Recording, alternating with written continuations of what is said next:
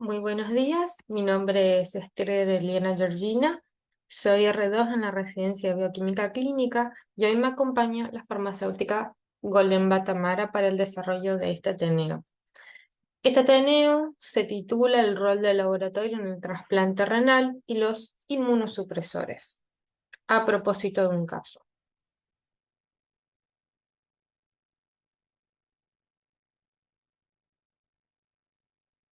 Les voy a comentar un poquito el caso clínico. Este es un paciente masculino, oriundo de la ciudad de Posadas, con edad de 18 años, el cual en su consulta refiere comenzar hace un mes con astenia, adinamia, anorexia, una pérdida de peso no intencional de 15 kilogramos y consulta por progresión asociada a náuseas y vómitos y hematuria de una semana de evolución. Su primera consulta la realizó el 30 de enero del 2022. Como antecedentes de color, el paciente presentaba hiperplasia prostática benigna diagnosticada durante el 2021 con abandono de tratamiento, anemia ferropénica, insuficiencia cardíaca y lesiones dérmicas en piel. Acá se puede observar el laboratorio de ingreso, en el que se puede observar un hematocrito disminuido, una urea y una creatinina extremadamente elevadas, una acidemia y una glucemia levemente aumentada. Por supuesto, en la orina se puede observar las alteraciones renales como la presencia de color rojo, aspecto turbio, un pH alcalino, una densidad de 1,15, se puede observar glucosuria, cetonuria, proteinuria, pigmentos biliares, la presencia de sangre y la presencia de piuria. El paciente es dado de alta el 5 de febrero después de haberlo compensado con requerimiento de diálisis. Los demás laboratorios no presentaban ninguna otra particularidad. El trasplante renal lo realizan al paciente el 19 de agosto del 2023. El paciente, después de varios estudios de laboratorio, durante el 2022, cuando le arranca a tener sus problemitas, es trasplantado recién el 19 del 8. Es decir, estuvo un poco más de 1 año y medio dentro de la lista de espera. Por supuesto, se le hace al momento del trasplante la evaluación de la compatibilidad receptor y donante, se le hace un laboratorio de ingreso y se le hace el riesgo de trasplante. Se les dosa a ambos, tanto al donante como al receptor, el grupo y factor, siendo compatibles, la compatibilidad de HLA y se les realiza el receptor contra panel y el receptor contra donante dando negativos, por lo cual se decide la compatibilidad positiva entre ambos y se realiza el trasplante. Para el trasplante, ya para entrar un poquito en el tema, se tienen dos etapas con respecto a los inmunosupresores, que son un esquema de inducción que generalmente se usa metilprednisonona, micofenolato y baxilizumab. Este inmunosupresor de inducción va a depender mucho de las comorbilidades que tenga el paciente, del entorno que presente, y se pueden usar dos, o por lo menos acá en la provincia de Misiones se utiliza dos por lo general, que son el basiliximab y la timolobulina. El segundo esquema de inmunosupresión que se utiliza es la inmunosupresión de mantenimiento, en el cual al paciente generalmente se lo mantiene con tacrolimus, micofenolato sódico y meprednisona. Y por supuesto, profilaxis para la inmunosupresión. El paciente es dado de alta el 25 de agosto del 2023 y vuelve a reingresar de vuelta el 5 de septiembre debido a una internación con diagnóstico de un estatus convulsivo por bacteriemia de Streptococcus y se le suma una colecistitis agudas. Acá, para que tengan en cuenta, se puede observar los laboratorios de ingreso y de egreso. El paciente ingresa el 5 de septiembre con una hiperglucemia de 411, que al persistir con este estado hiperglucémico deciden rotar el inmunosupresor tacrolimus a ciclosporina A el día 12. Una vez que se le rota, el paciente lentamente empieza a controlar su estado hiperglucémico. El 19 del 9, por persistir con registros de hiperglucemia, le indican metformina. Acá se puede observar cómo el paciente va disminuyendo la glucemia, y un dato a color con respecto a los inmunosupresores y el por qué se hace esta rotación es que el tacrolimus presenta dos efectos adversos principales, que son los rangos hiperglucémicos que presentan y la neurotoxicidad, en el cual el paciente presentaba múltiples imágenes puntiformes distribuidos en la sustancia blanca de probable origen microangiopático. Debido a esta toxicidad, hiperglucemia y a la neurotoxicidad, es que le rotan al paciente de tacrolimus a ciclosporina A.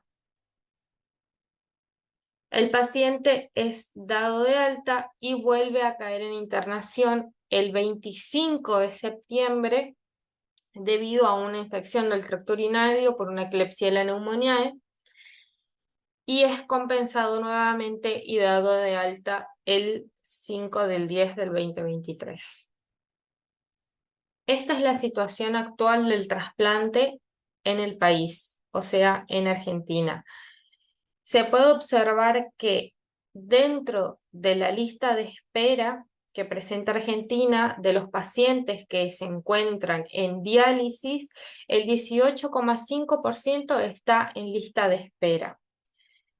De este porcentaje, de esta cantidad de pacientes que se encuentran haciendo diálisis dentro de la provincia de Misiones, 646 son los incluidos para diálisis, de los cuales 12,5%, es decir, 79%, actualmente se encuentran en lista de espera para trasplante.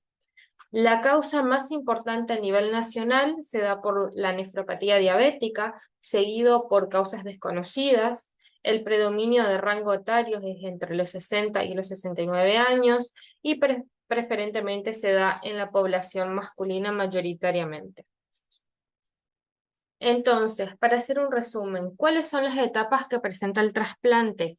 Hay una primera evaluación del paciente renal, es decir, que hay una evaluación de historia clínica, examen físico, controles generales, hasta decidir la decisión del trasplante. Una vez que se toma la decisión de trasplantar, se efectúa una evaluación receptor-donante, en el cual incluyen para el receptor historia clínica, exámenes físicos, controles generales, estudios serológicos, estudios inmunológicos, y al donante, por supuesto, la historia clínica, estudios serológicos y inmunológicos. ¿Cuáles son estos estudios inmunológicos que se le hace tanto al receptor como al donante para determinar cuál es la compatibilidad que presenta y si se puede realizar el trasplante o no?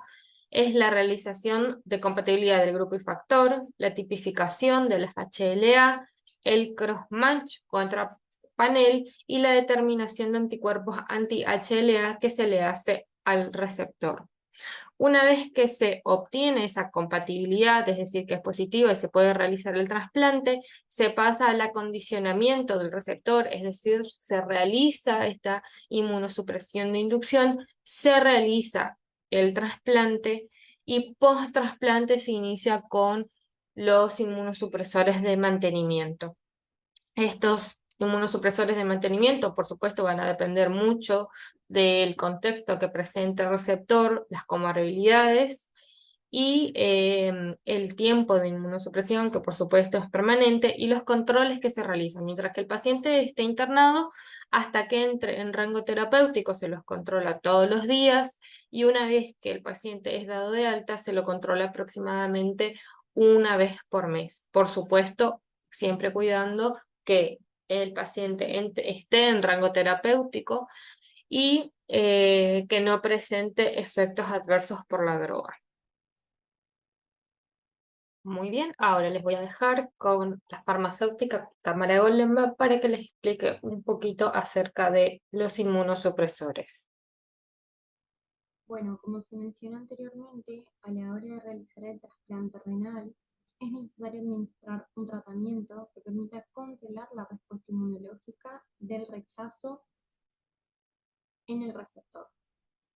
Entonces, de esta manera, en un proceso previo al trasplante, se va a realizar un tratamiento con inmunosupresores, ¿sí? Esta etapa previa se le llama inducción. Generalmente inicia 12 horas antes o 24 horas antes de la reperfusión del órgano, ¿sí? Con el objetivo de mejorar la supervivencia de ese órgano eh, en el receptor, ¿sí? Eh, Aquí tenemos los inmunosupresores que se van a utilizar en este tratamiento de inducción, ¿sí? Son monoclonales, anticuerpos monoclonales humanizados o inmunomoduladores, y también tenemos a los policlonales como la timoglobulina, en este caso, ¿sí?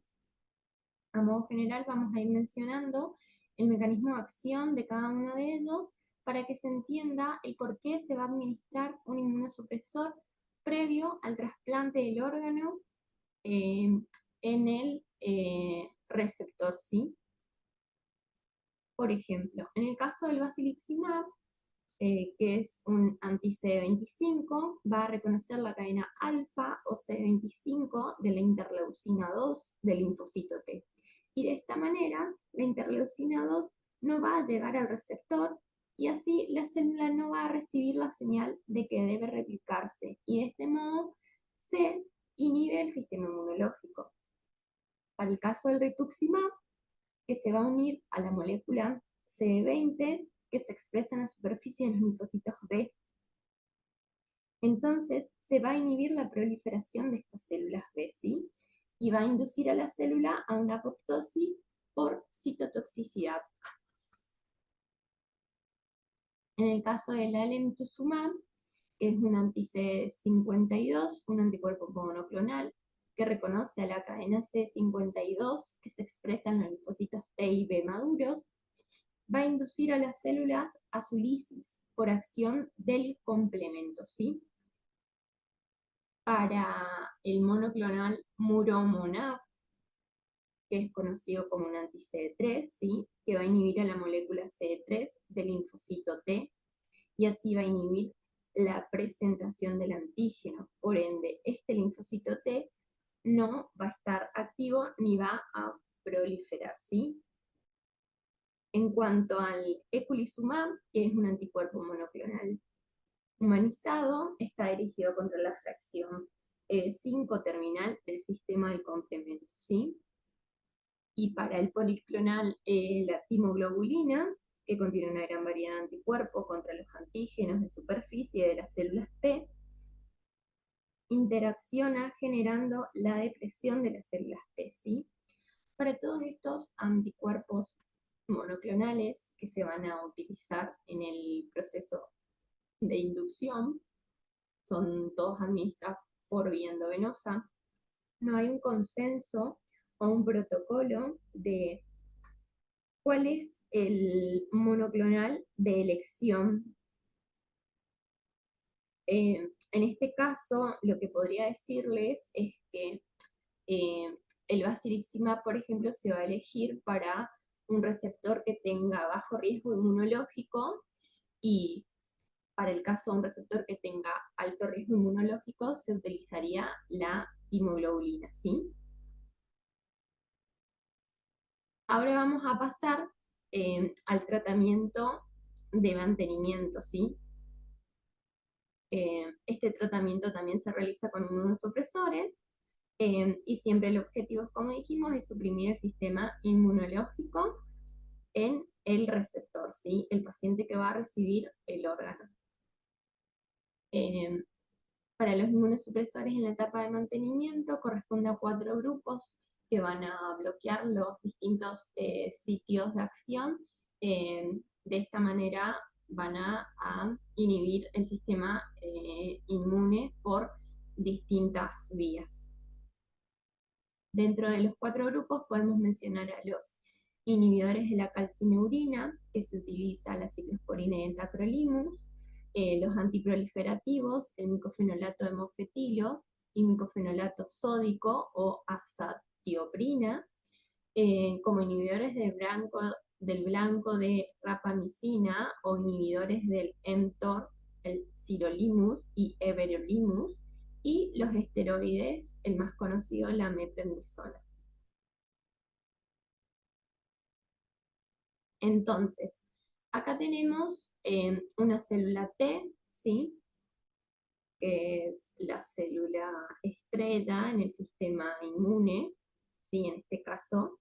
Veamos este esquema y explicaremos de manera sencilla el mecanismo de acción por el cual los inmunosupresores van a actuar sobre dicha célula, inhibiendo su acción y de esta manera suprimiendo al sistema inmunológico, ¿sí? En este caso vamos a comenzar con los inhibidores de la calcineurina, ¿sí? Acá tenemos al tacrolimus y ciclosporina, ¿sí? Estos fármacos se van a unir a esta molécula FKBP o ciclofilina, ¿sí? Y estos a su vez se van a unir a la calcineurina, formando un complemento. De esta manera, la calcineurina no va a estar disponible para esta otra molécula que es NFAT o factor nuclear del linfocito T. Esta molécula necesita unirse a la calcineurina para liberar este fosfato que tiene aquí y de esa manera poder enviar la señal al interior de la célula, que sería al núcleo, ¿sí? Para que se pueda activar la producción de las interleucina 2 y por ende, de esta manera, la interleucina 2 envía la señal hacia afuera y que se puedan empezar a diferenciar los linfocitos T, ¿sí? Entonces, como la ciclosporina y el tacrolimus se van a unir a ciclofilina y esto a su vez va a formar un complemento con la calcineurina no va a estar disponible para esta molécula del factor nuclear de los linfocitos T. Esta molécula no va a poder liberar su molécula de fosfato, por ende no va a poder enviar la señal al núcleo, no se van a poder liberar la producción de las interleucina 2, por ende no se va a producir la señal de diferenciación de los linfocitos T, y de esta manera se inhibe el sistema inmunológico. Ahora bien, por otro lado, tenemos a los inhibidores blanco de rapamicina o inhibidores de mTOR, ¿sí? En este caso tenemos el sirolimus. ¿Y qué va a hacer el sirolimus? Se va a unir a la molécula de ciclofilina, ¿sí? Que está aquí, y esto a su vez se van a unir a la proteína de mTOR, ¿sí? Entonces, esta va a impedir que la célula avance en su ciclo celular, ¿sí? No va a permitir que la célula pase la fase G1 a la S. Y así de esta manera se estaría inhibiendo la producción de anticuerpos necesarios para que se produzca la respuesta inmunológica. Entonces, de esta manera se va a inhibir el sistema inmunológico.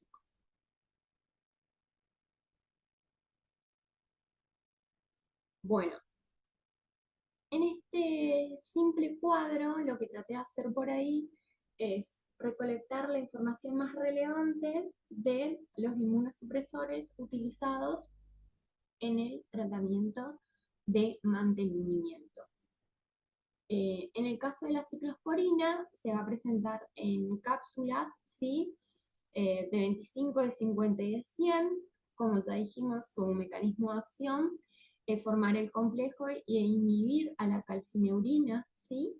Las dosis recomendadas son de 6 miligramos kilogramos día, con una frecuencia cada 12 horas, y la recomendación es administrarlo con jugo de naranja o de manzana, ¿sí? Y la particularidad que tienen estos inmunosupresores es que se necesita de la medición del rango terapéutico. ¿Qué quiere decir esto? Que una vez que se empieza a administrar el tratamiento de mantenimiento con inmunosupresores, se le debe hacer un dosaje de estos inmunosupresores en plasma. Esto es porque siempre para controlar que se esté produciendo la dosis que requerimos para el tratamiento, ¿sí? La dosis mínima que pueda ejercer su acción terapéutica, pero a su vez también para controlar de que no nos estemos excediendo en la dosis y el paciente no reciba una dosis por exceso que va a producir el efecto adverso, que es lo que se quiere tratar de evitar. Entonces, en un tratamiento de mantenimiento post reperfusión del órgano, ¿sí?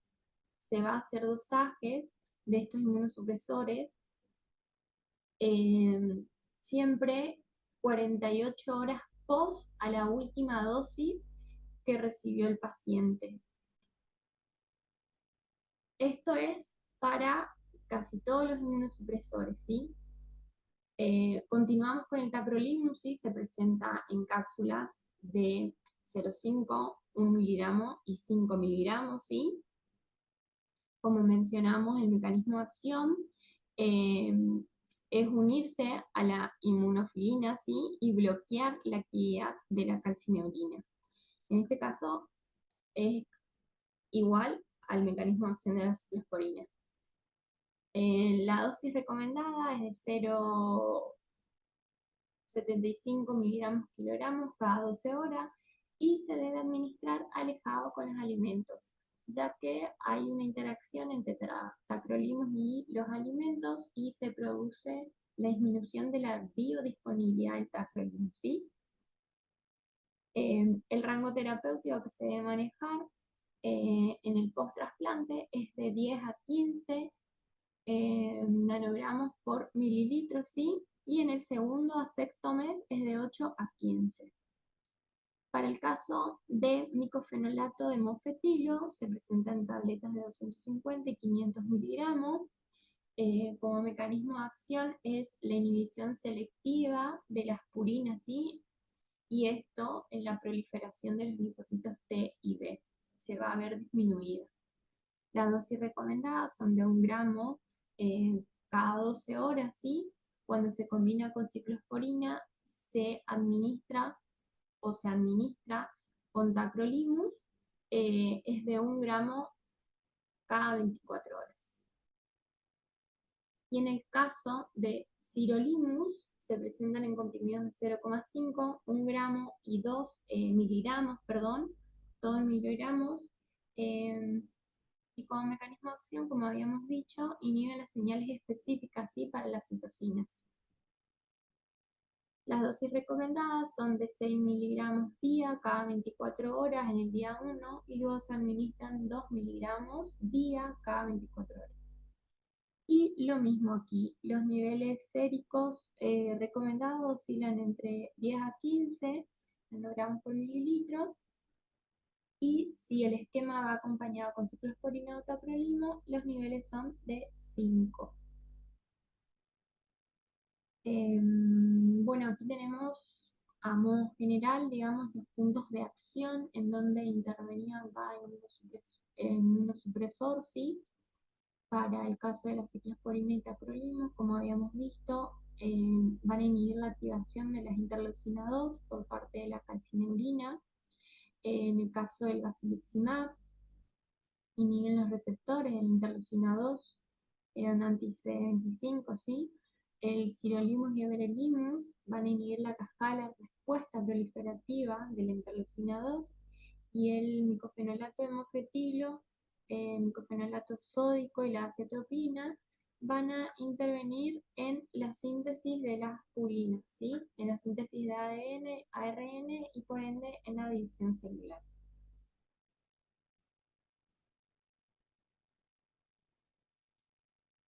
Em, los inmunosupresores que se van a seleccionar y se van a utilizar en un triple esquema, ¿sí? O combinaciones, por lo general son todos estos detallados, ¿sí? Desde el punto 1 al 7, pero el más utilizado es la selección de inmunosupresores más utilizados son tacrolimus, micofenolato de mofetilio y la prednisona.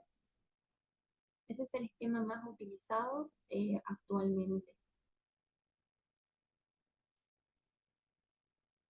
Bueno, en este punto lo que queda por destacar, digamos, es el monitoreo, ¿sí? En la etapa de mantenimiento de uso de los inmunosupresores, ¿sí? Recuerden que la etapa de mantenimiento es un proceso largo y hasta inclusive se podría decir de por vida en los pacientes que son receptores a órganos, como en este caso de tipo renal, ¿sí? Todo para que para inhibir el rechazo a este órgano. Comenzando con la ciclosporina, como efecto adverso más presente, se produce la nefrotoxicidad aguda y la crónica. En el caso de la nefrotoxicidad aguda, se asocia a niveles altos de ciclosporina durante las primeras semanas de tratamiento, ¿sí? Esto se asocia por una fuerte vasoconstricción de la arteria aferente y de esta manera se reduce la filtración glomerular, ¿sí? Y para el caso de la nefrotoxicidad crónica, en el trasplante, se debe a la exposición continuada de los efectos nefrotóxicos del fármaco, ¿sí? Se manifiesta como una afección progresiva e irreversible de la función renal. Por eso es tan importante el rango de dosaje que se le tiene que realizar a los pacientes en el proceso de mantenimiento. Para el caso del tacrolimus, eh, como efectos adversos van a producir nefrotoxicidad, intolerancia a hidrocarbonada, alteraciones neurológicas, mayor susceptibilidad al desarrollo de infecciones y neoplasias. En este caso, la nefrotoxicidad es muy parecida a la ciclosporina, se da de la misma manera, pero el efecto adverso más peligroso son las alteraciones neurológicas y la intolerancia hidrocarbonada, que para el caso del tacrolimus lo que puede producir es la diabetes mellitus o la hiperglucemia, ¿sí? En muchos pacientes. Continuando con el micofenolato de mofetilo, las reacciones adversas más frecuentes son alteraciones gastrointestinales, alteraciones hematológicas y mayor susceptibilidad al desarrollo de infecciones víricas como citomegalovirus. Las alteraciones gastrointestinales son por ahí las más comunes y las más frecuentes, pero las más importantes son las alteraciones hematológicas que pueden producir leucopenia y trombocitopenia.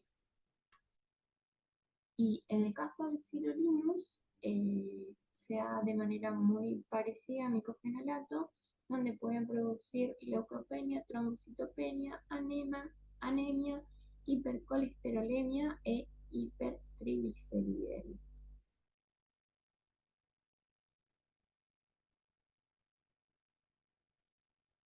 Y para cerrar esta presentación, acá lo que decidimos es exponer este cuadro para que se pueda visualizar el tratamiento de los inmunosupresores en un paciente de riesgo inmunológico estándar o bajo y un paciente de riesgo inmunológico aumentado, ¿sí? En una etapa de inducción y de mantenimiento. lo que por ahí podemos visualizar en este esquema, en este cuadro, digamos, es que en la etapa de inducción para un paciente de riesgo inmunológico estándar, eh, se van a utilizar por lo general un inmunosupresor, ¿sí? Como les había comentado anteriormente, el Basiliximab por ahí es el monoclonal de elección para un paciente que tenga bajo riesgo inmunológico, ¿sí? Y en el caso, por ejemplo, de un paciente con riesgo inmunológico aumentado, en la etapa de inducción se van a usar hasta 2 inmunosupresores, combinando, por ejemplo, un policlonal con un monoclonal, como vemos ahí, si es un riesgo moderado, alto o de muy alto riesgo. Lo mismo sucede en la etapa de mantenimiento con los inmunosupresores que se utilizan eh, para un paciente de riesgo inmunológico estándar. Se van a seleccionar de 1 a 2 inmunosupresores, como se puede ver aquí, omeprendizonas, tacrolimus, o en otro caso everolimus, o micofenolato de mofetilo, ¿sí? Lo mismo sucede para un riesgo inmunológico aumentado, la selección de los inmunosupresores, ¿sí?